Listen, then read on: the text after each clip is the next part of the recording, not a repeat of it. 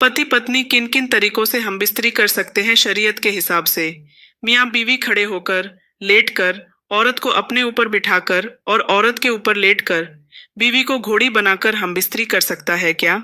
इन तमाम तरीकों से शरीयत के अंदर हमबिस्तरी करना जायज़ है या नाजायज़ है? कुरान और हदीस में ऐसे दो तरीके बयान कर दिए हैं जिन दोनों तरीकों से शौहर अगर अपनी बीवी से हमबिस्तरी करेगा, मर्द को भी खूब लज्जत हासिल होगी और औरत को भी खूब तस्कीन हासिल होगी। वीडियो को आखिर तक देखेगा, हम आपको अच्छी तरह से समझाएंगे।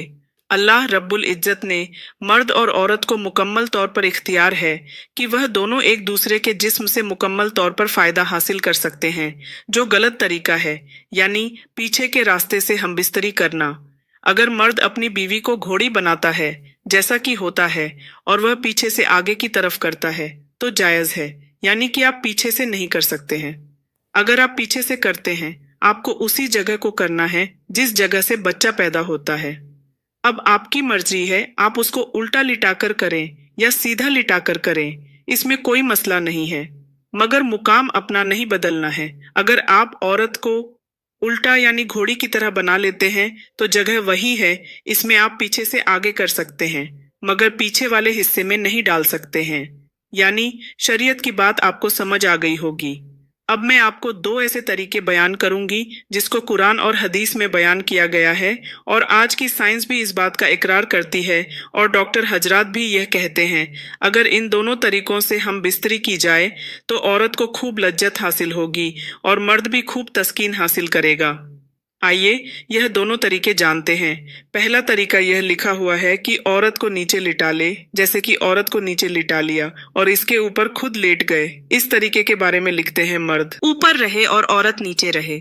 तो इसमें एक फायदा यह है कि मर्द को हरकत करने का पूरा मौका मिलेगा, जिससे लज्जत हासिल होगी, और दूसरा फायदा यह है कि औरत पर थोड़ा सा वजन आएगा, जिसकी वजह से उसकी लज्जत में इजाफा होगा और वह जल्दी फारिग होगी, मतलब उसकी मनी निकलेगी। यानी इस तरीके से औरत का जल्दी फारिग होने का इनकम है यह तरीका कि औरत नीचे रहे और मर्द ऊपर रहे, क्योंकि औरत भी यही चाहते हैं।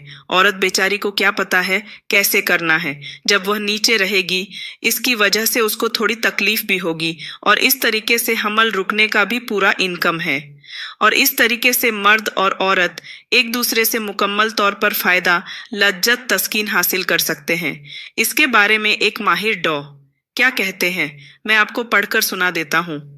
डॉ क्या कहते हैं इस बारे में कि औरत पेट के बल लेटे और नीचे रहे और अपनी टांगों को फैलाएं कि मर्द उसके ऊपर इस तरह लेटे कि औरत की शर्मगाह से अपने शर्मगाह मिलाएं, हरकत करने लगे। इसके जरिए से क्या होगा कि मनी, यानी जिसको हम सेक्स बोलते हैं, वह औरत की बच्चेदानी में दाखिल की, यानी जो हमल रोकने का इनकम है वह ज्यादा से ज्यादा है।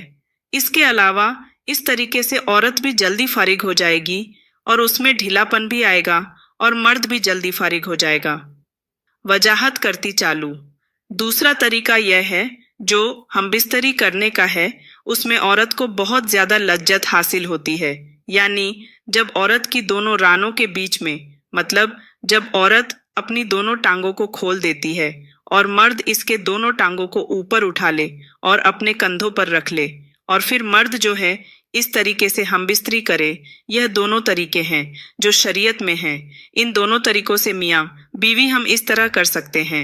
ज्यादा लज्जत बीवी को उस वक्त आती है जब शौहर उसकी दोनों टांगें अपने कंधों पर उठा देता है और हम बिस्तरी करता है, लेकिन पीछे से आप हम बिस्तर ही नहीं कर सकते हैं। यकीन करती हूँ आज की वीडियो आपको बहुत अच्छी लगी होगी। हमारे YouTube चैनल ऑफिशियल सन्ना को सब्सक्राइब करना।